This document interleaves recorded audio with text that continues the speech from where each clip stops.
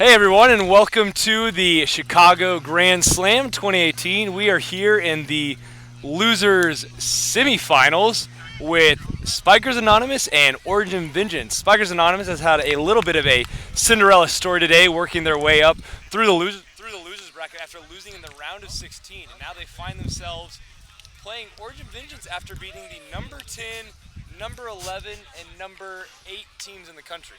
Yeah. Again, I'm Ezra Dantowitz. I'm here with Logan Cornelius, the loudmouth from down south. And like you said, Vengeance has the more traditional route on the day. They got the 1 seed out of the morning. They made it to winners semifinals where they lost to Chiswick Showalter, dropped down to losers and beat the former 2-time national champions Chico Spikes in 3 games. On the other side, Spikers Anonymous, the number 22 team in the country right now, after a mediocre, I think T9 result last week in Boston, where I want to say they lost to Origin Vengeance. They found some success today in the losers bracket, knocking out some teams that Logan just mentioned. Most recently it was Schweppes, but they started the day with an upset of Tetelestai, and along the way also beat Subpar. So a pretty impressive run so far, and they'll want to keep the look at going here against Origin Vengeance. Spikers Anonymous, they have a fairly standard style of play, and they're just doing it well. Yeah, I mean, one thing they do better than most teams is they take their shirts off early. That is very true. You'll see them. I think they won in that division today. Yeah, not a lot of competition out here, surprisingly. It's a nice day, but most people keeping them on. Good serve there from Dylan. The step out, pushing him wide. Church is there. It's a hit. And Dylan was in position, but just not able to get a solid hand on it.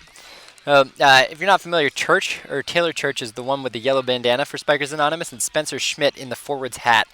Haven't got a lot of national press. They played their first tournament this year at the Montreal Tour Stop. They got an okay seed out of pools. I think they kicked the 8. In round of 16, they beat Ratones, one of the top teams out of Quebec, to make top 8. They then were handled by Hilltop Spikers. So T5 finished there. They then went to Boston last weekend, where they, again, had just an okay day. Avoided the playing games, but made the bracket, and I think lost T9 results, so 1 win in the losers bracket before being knocked out by Vengeance. But today is where they really exploded. A top 4 finish at the Grand Slam is nothing too shabby. And they won Pro Division. They have enough points to where with a solid finish here today and then a solid finish at West Regionals could possibly push them into that place. Yeah, I think today they should pick up at least 120 points, which will bring them right into the conversation. Top 4 at West Regionals, and they'll almost certainly be in. Absolutely. Just want to stick with the serve, and Origin Vengeance with the 4-3 lead. Yeah, and that said, Spikers is far from done. They've pulled off enough upsets today to discount them here. I do think the consistent power hitting from Vengeance might not be the best matchup for Spikers. The real thing in their favor is that Vengeance is not familiar with the serves that Spikers Anonymous have. And it seems like they've had success in the games to 15. Yeah, games to 15 aren't hurting them. They lost their games to 21, but here in the losers bracket games are to 15, and so that's where they thrive today. Ooh, good serve from Dylan. Spencer able to set that awkward hit there from Church, jumping up to try to just tap it on. But that's the serve that we did not see from Dylan earlier against Chico. Really pushing you wide and coming in hard. He's able to do that. I don't know that Spikers is going to be able to keep up. And that one doesn't even cut that much, but just on the angle, stays low. And Spencer doesn't touch it. Fantastic serve. If he can do that, then he's going to have no problems. Yeah, one thing you might notice is there's no observer on this game, so really no protection for the servers if these servers are reaching in a little bit. And that may be the difference with the serving, is there's no pressure in that area. So You can reach a little bit and won't get called. Such a huge mental block of doing that. Yeah. I'm going to toss that ball to the side because it is probably just too inflated. So again, the winner of this goes on to play 717, who's been waiting in that losers bracket final for probably an hour or so. They dropped to CS, Chiswick Showalter, who's waiting the winner of the eventual losers bracket winner in the grand finals. So CS will probably have been sitting for 2 or 3 hours by the time they get to play again. We saw last week that was worked to their disadvantage as they came in a little bit cold against Anchored. At least today, there's no wetness. It's been dry. The only thing getting in the way of serves is sand on the ball. But according to Caleb Peck, that was not a problem in the winners final where Chiswick Showalter made almost everything and wrecked 7-7.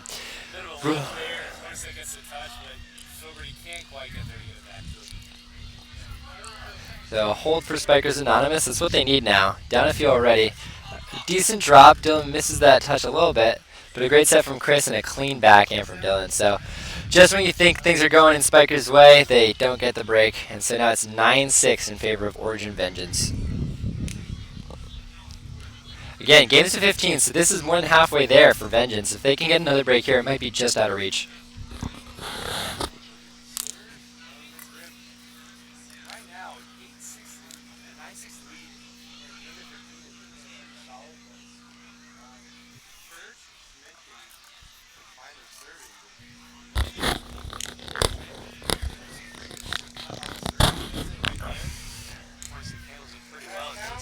Yeah, just powering through that. I think it's 10-7 now. Scoreboard was right last. Oh, yeah. And that thing where he takes forever to serve it. Coming in with a strong forward serve. And for the drop, that's not it. Ooh. I know. It looks like it was good. No real argument. Too, but it kind of looked like their face was. I saw near net the whole way.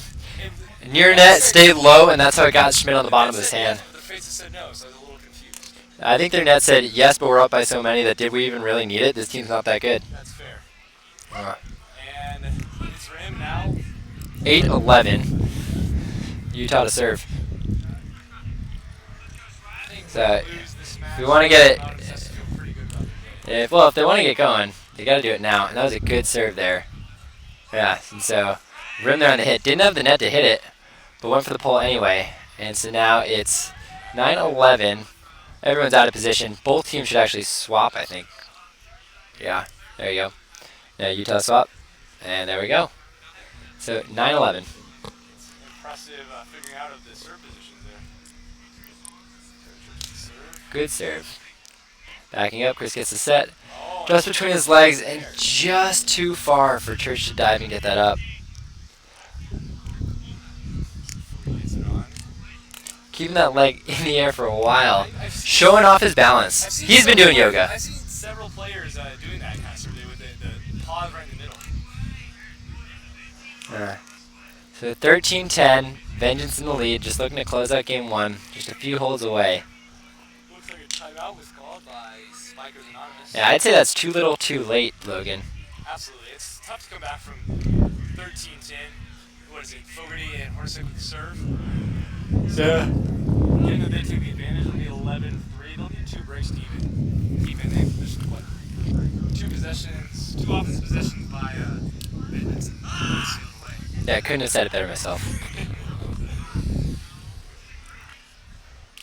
Chris to serve. Is he going to do something funky or just stick with old reliable? Classic, there's a rock in the sand.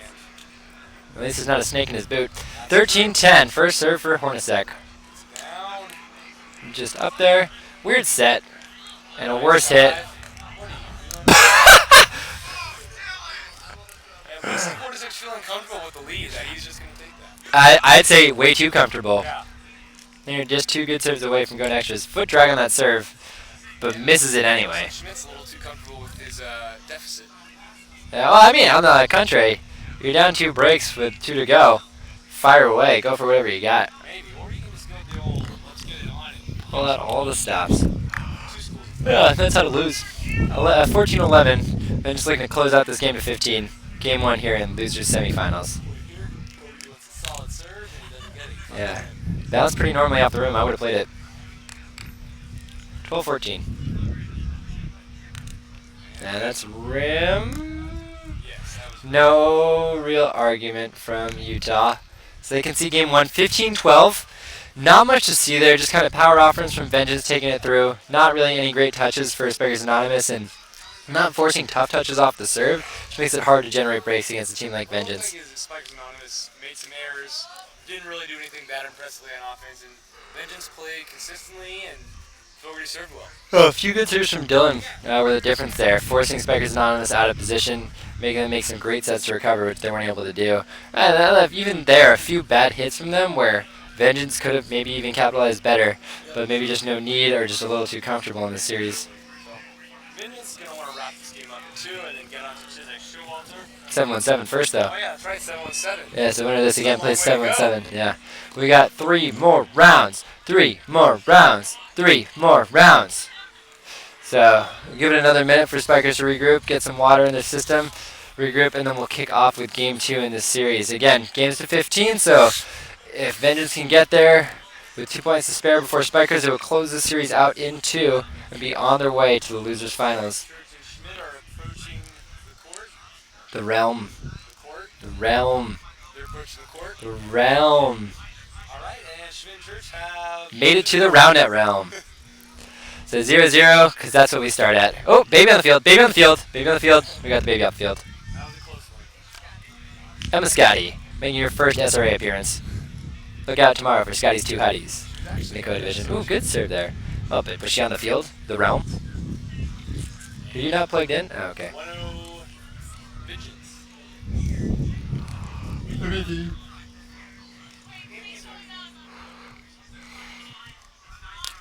Ooh, good serve. Decent up by Schmidt. Ooh, good set.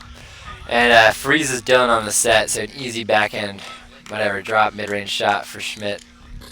So 1-1. Church now to serve. Looking for that serving line. Well, he found something close enough. Steps out and hits that forehand. That's a good serve. That's a tough one to return. It stays so low, and it can really choke you because it just hits right in the center of your body when it's at its best. The trick there usually is when he steps out, take that mini step to the left because you know he's not cutting it, so you don't need to worry about him still beating you right.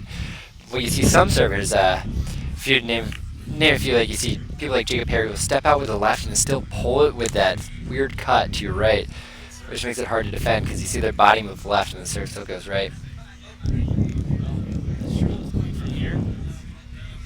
Might have been a roll-up. Again, no observer, so probably just going to end up in a redo. 2-1, second serve. They'll call it a pocket. Ooh, hammers that. Similar spot. Ooh, a good try on the set from Spencer. Pushing it across, giving Church a chance. Just a little bit too far, so he's not able to dive and get a clean hit on it. On those kind of wide, far away from the net sets that Schmidt's giving Church, he's kind of in the air before the ball even gets there and kind of puts in a weird position when he's hitting. Yeah.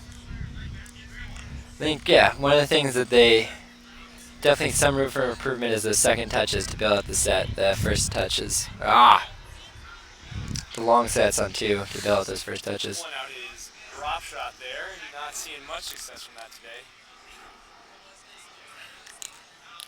Trying to cut it, not too much. That weird rotation from Spikers, you see them switching spots almost. It's one of those things that is hard to imagine is actually effective at all.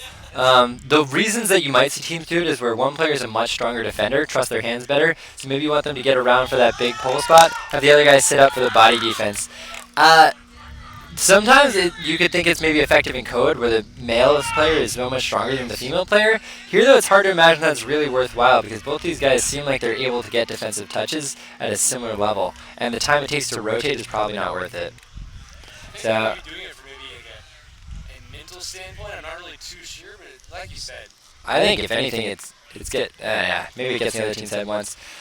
But unforced error there from Schmidt, just missing the hit. So already 6-2 in this game, and you see Dylan switched up to that step out serve, just trying to maybe work something else or warm it up, or maybe just comfortable and wants to see what the new serve can do. In stereotypical fashion, it seems as if midnight is going to strike soon for Spikers Anonymous and this Cinderella team. But just you say that, another missed hit for Vengeance, and now it's 4-6. So still alive. They're still in it. They're still in it. Need 2 breaks to really stay in this one, but they're in it. In the women's bracket, I'm noticing that winging it, Krista Schock and Annalise Rohr, I think they're power ranked around like 7 or 8 right now, just took down Cougs in the losers bracket. So now they're facing off against Ogre's Heroes. Loser gets 3rd.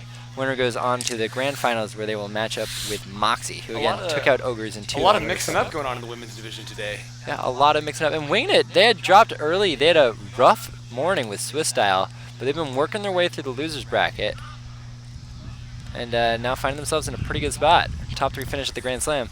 All right, now we find ourselves back here at 8-5, Origin Vengeance with the lead. So far it's been pretty standard 1-2-3 play.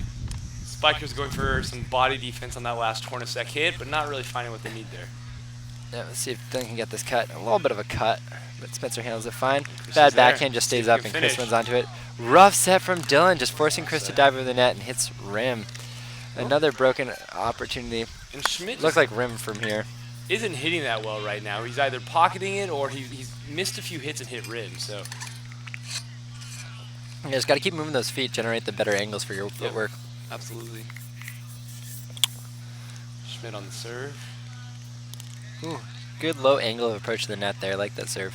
But again, set over the net, there's not much you can do for Fogarty. He places it well and sees it well. So just push that right over the knee of Schmidt. So now 9-6. Hornacek to serve.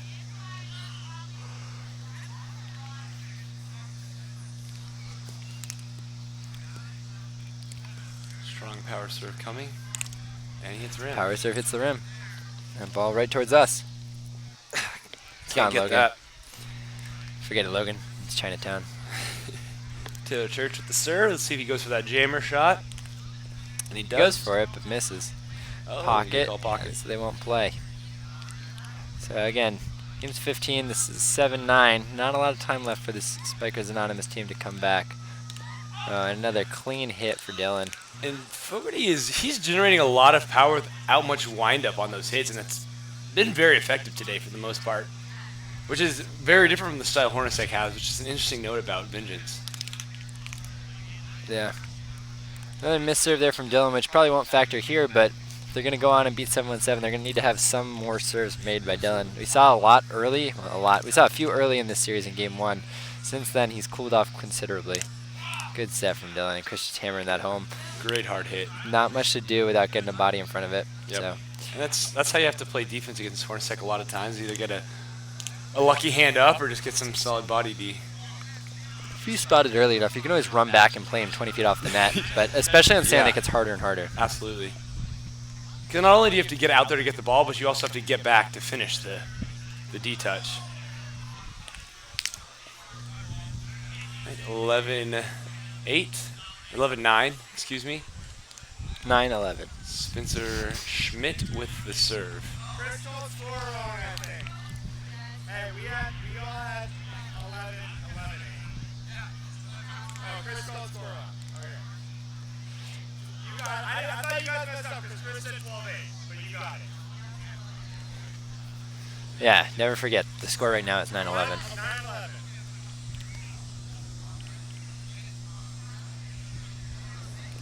I don't know why we're still stuck. I actually can't keep score while commentating, and so I don't even know. I just follow the scoreboard, and it's been updating the correct way for every break, so I trust it, and they rotate when it adds up to a multiple of 5. So, I mean, I'm pretty confident in the score right now. Spencer Schmidt with the serve. Not much cut there.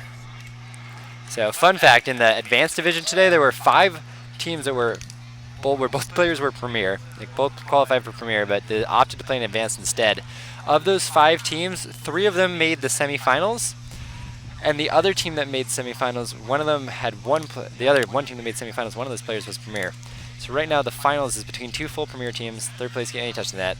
The third place game is between a half premier and a full premier team. So just a weird day, I guess, in the advanced division. Maybe people will talk about it. For sure. They had some weird sets earlier, but I didn't actually see that one to see if it was a carry. All right. I'll say it here. I've said it before. There are more carries on sets than people realize. That's from the rule book himself. That was a carry on the net. That was a throw on the net. And you'll see right here, just Spikers Anonymous is making way more mistakes here than they have been earlier. And I think that's because Fogarty's challenging them on the serve. I think, yeah, the serves are harder. The hits are harder. So it's tough to get those ups. And they haven't challenged as much with the serves, which could be some fatigue, but also just they're playing a better team. Crafty hit by David Gonzalez on the side from the advanced final. Dragged the toe. Should have been a fault anyway. That is the worst serve I've seen Fogarty put on today. But he didn't Or put it on. hit. All right, and it's 10-14. Match point, quadruple match point for Vengeance. See if they can hold the first try. Good And serve. pockets, Well, they play it. they'll They want to put it away, and they do. Yeah, so that's the series. Vengeance takes it in 2. Not particularly close, but a great effort from Spikers Anonymous on the day. Again, 120 pro points is far from nothing. We'll see what they can bring to West Regionals in a few weeks. And Origin Vengeance will move on to play 7-1-7. We'll have that live for y'all. Yeah, we're going to wrap up now, but we'll be right back with 7-1-7 versus Origin Vengeance. Winner moves on to winners final or grand finals. Loser takes third. Take care. See y'all then.